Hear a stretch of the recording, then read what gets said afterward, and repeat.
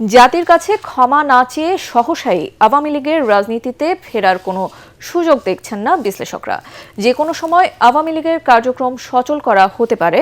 বিদেশি গণমাধ্যমে প্রধান উপদেষ্টার এই বক্তব্য নিয়ে রাজনৈতিক বিশ্লেষকরা বলছেন, মানবাধিকার বিবেচনায় তিনি এমন মন্তব্য করে থাকতে পারেন।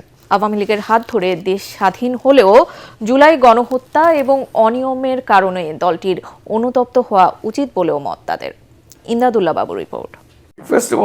জাতিসংঘের সাধারণ পরিষদে অংশ নিয়ে জিটিওর ব্রিটিশ মার্কিন সাংবাদিক মেহেদী হাসানকে দেয়া সাক্ষাৎকারে প্রধান উপদেষ্টা অধ্যাপক মোহাম্মদ ইউনুস বলেন, আওয়ামী লীগের কার্যক্রমের ওপর নিষেধাজ্ঞা যে কোনো সময় তুলে নেওয়া হতে পারে।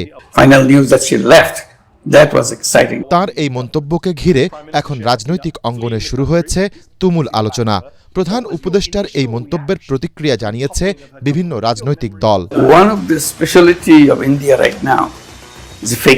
বিশ্লেষকরা বলছেন, আন্তর্জাতিক পরিসরে দেশে অংশগ্রহণমূলক রাজনীতির চিত্র তুলে ধরতে কথাটি বলে থাকতে পারেন প্রধান উপদেষ্টা। এইটা হয়তো উনি বলেছেন ওই আন্তর্জাতিক সিনারিওটাকে সামনে মাথায় রেখে, যে মানে কেউ যেন এটা বলতে না পারে যে তার হিউম্যান রাইটস রেকর্ড সেই আগের মতোই, এটার জন্য বলার সুযোগ না হয়, সেটা হয়তো তিনি চাইছেন।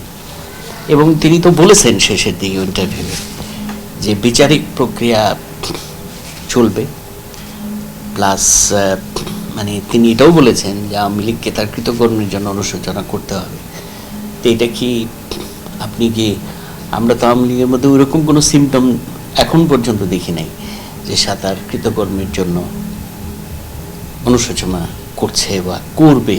সেটা আমি মনে করি না যে এই নির্বাচনের আগে সেটা হতে যাচ্ছে। মিনিমাম, ম্যাক্সিমাম এটা দীর্ঘায়িত হবে। এটা করার মানে হলো স্বভাবতই আন্তর্জাতিক যে সমীকরণ, ক্ষমতার যে সমীকরণ, সেই সমীকরণের মধ্যে তিনি একটা বিশেষ অবস্থান গ্রহণ করছেন।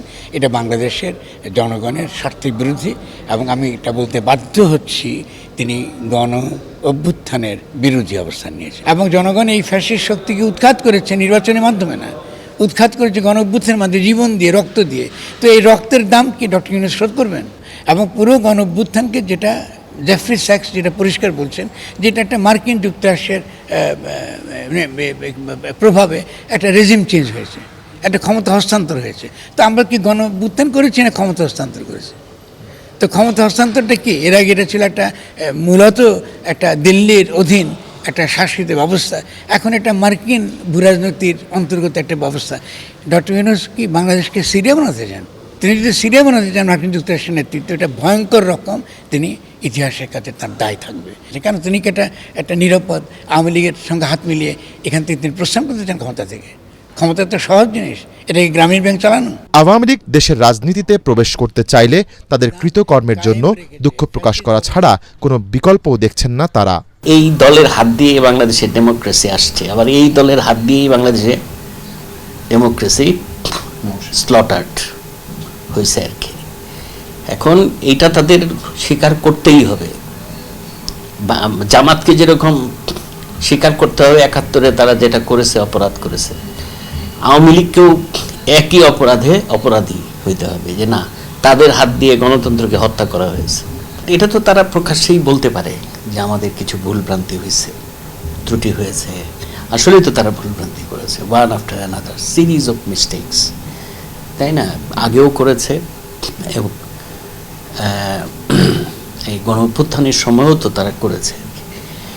তারা যদি সেগুলোর বিষয়ে বিন্দুমাত্র নমনীয়তা না থাকে তাদের অ্যাপ্রোচের মধ্যে, সেটা তো কোনোভাবেই গ্রহণযোগ্য না। আওয়ামী লীগের প্রতি আমাদের কোনো ঘৃণা নাই, হিংসাও নেই। আমরা মনে করি এটাকে পলিটিক্যাল প্রসেস আকারে যদি তিনি হাজির করতে চান, তার প্রথম কাজ হবে একটা রিকনসিলিয়েশন এবং রিকনস্ট্রাকশন কাউন্সিল করা। তারা যে সকল অপরাধ করেছে, সে অপরাধের মার্জনা তখনই সম্ভব যদি একটা রিকনসিলিয়েশন প্রসেস শুরু হয়। যদি শেখ হাসিনা এসে এই বিচারের কাঠগড়ায় দাঁড়ান এবং তিনি বলেন যে তিনি এইগুলো ভুল করেছেন এবং তার যে শাস্তি তার জন্য প্রাপ্য, আইনের মাধ্যমে সে শাস্তি তিনি গ্রহণ করেন। যদি জামাতে ইসলামীর নেতাদের মৃত্যুদণ্ড হতে পারে, শেখ হাসিনা হতে পারবে না কেন? খুব পরিষ্কার কথা। কারণ তিনি অবশ্যই একটা অত্যন্ত ক্ষতিকর, তিনি একটা রাষ্ট্র ব্যবস্থা চালিয়েছেন। কারণ বাংলাদেশের জনগণ একই সঙ্গে আওয়ামী লীগের অবদান স্বীকার করে, বাংলাদেশের জনগণকে মুসলিম লীগের অবদান অস্বীকার করে। যদি আমরা মনে করি যে আওয়ামী লীগের যে সকল কর্মীরা দেশকে ভালোবাসে, তারা যদি রিকনসিলিয়েশন একটা প্রক্রিয়ার মধ্যে তারা এসে যান, আমি অবশ্যই তাদের পক্ষে থাকবো। আমরা অপরাধ করেছি, আমাদের ভুল হয়েছে, আমরা অনেক কিছু বুঝতে পারিনি আগে। বিদেশি পরাশক্তির স্বার্থে আমরা অনেক কিছু করেছি, দিল্লির স্বার্থে আমরা অনেক কিছু করেছি, দেশের বিরুদ্ধে ক্ষতি করেছি। এখন সময় হচ্ছে দেশের এই ক্ষতকে বাদ দিয়ে আমরা নিরাময় করে একটা ঐক্যবদ্ধ জায়গা দাঁড়ানো। আন্তর্জাতিক দৃষ্টি আকর্ষণ করে আওয়ামী লীগের রাজনীতিতে ফেরার সুযোগ সীমিত বলেও মনে করছেন বিশ্লেষকরা। আওয়ামী লীগের ভোটারদেরকে আপনি কোনো প্রেশার ক্রিয়েট করেন, সেটা বেশি সমালোচনা হবে। ইমদাদুল্লাহ বাবু, ATN বাংলা, ঢাকা।